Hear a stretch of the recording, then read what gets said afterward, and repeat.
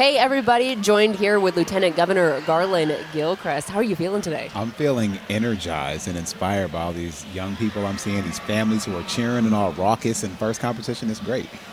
So you were in robotics. Is this how it was when you were here? It's like homecoming. It's a little bigger than when I was in it, but it is amazing to see young people flourishing. And their creativity being applied, whether it's the people who are doing the technical work on the teams, the marketing work, the project management, like everyone has a role to play and an opportunity to be a contributor to success in these teams. And it's really what collaboration is all about. And these are lessons that will help you in your career and in life. So I love this program.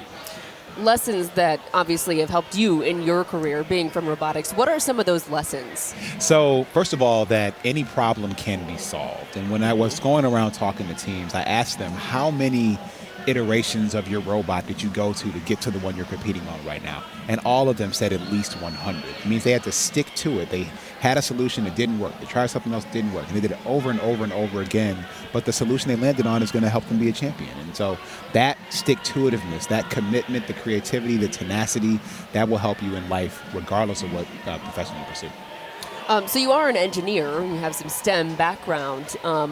What advice would you want to give these other students that are looking to be in maybe the same position that you're in? Well, it's funny. I am an engineer by training. I was a software engineer, and, engineers are problem solvers, and they think in really structured ways about breaking down complex things into their more simple components. And again, that's a really transferable skill. So I would encourage them to think about all the elements and areas in their life where they can apply that problem-solving muscle and just use it daily, because it will serve you, it'll serve the people around you well. So don't give up on that. So a lot of people probably don't know that you're an engineer and have an engineering background as you are in office now. How did you get here from being a software engineer to the lieutenant governor? It's an indirect path, but the way I see it is, engineering is about making systems work for people to make things better. And ultimately, that's what public service is as well. So while I started out as a software engineer trying to make, things better for people and more productive at work at Microsoft, but now I feel like I'm using my problem solving and system thinking to make the systems of our criminal legal system or how we create jobs or education system work better for more people as well. So I jumped out of the private sector because I thought you could help more people in the public sector, and that's why I'm here. So obviously you do have a great seat in Lansing at the Capitol. I know that some of these students were able to get state grants. Yes. Can you tell us about that? The state of Michigan is very proud to support FIRST directly because we believe that this investment in these young people's future is an investment in the state of Michigan's future. So we put more money on the table than any other state in the country. And that's why we have so many. We have hundreds of FIRST competition teams in the state of Michigan, way more than any state our size, because we chose to invest in our young people, because this is going to position them not just for the jobs of today, but for the companies that will be created and grow here in Michigan tomorrow. They will have the talented workforce driven by these young people. So that's why we're making that investment right now. I'm proud of it. Speaking of that investment in jobs, how important is that for the future of Michigan? Obviously, lots of great engineers out here. It's about making sure that everyone who has an idea, who may be technically minded or may be on a team with others who are technically minded, that that can be successful here, that you can create a business here, can grow a business here, and the jobs that are created through those will help all of our communities all across Michigan.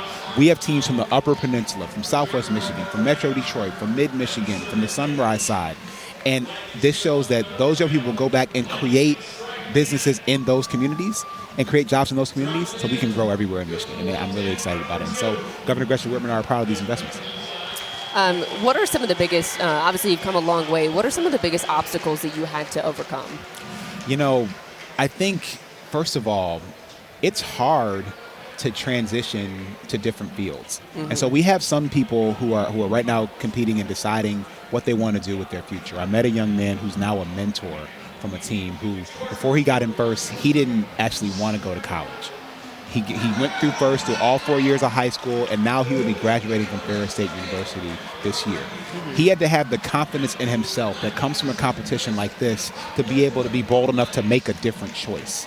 And so I've had to do that at different points in my career, but I learned it from experiences like this. And so I think these young people now, and I think their parents will see it, They will see their confidence in their kids grow and how they communicate, how they advocate for themselves. And that's a skill that we all have to grow. And this kind of competition, again, it's about more than the robots. It's about who you are and how you show up in situations. And I've had to learn that over and over again in life and in my career. And I want to instill that in my own children. And the kids who are participating in first day are going to get that. What advice would you give yourself when you were this age? Lighten up on yourself. Like you're gonna mess up, right? Oh yeah. But don't beat yourself up. That it's part of the process. And again, I asked about how many versions of this robot that you have to go through to land on this one. Once you're on version 67, you're like, man, maybe I'm not good at this. But the truth is, you're getting better with every version. And so seeing this as a chance to invest in yourself and to bet on yourself and to take chances and take risks in a safe environment, I would have taught myself or advised myself to just recognize that's part of the process, it's part of the journey, and that's why it's working.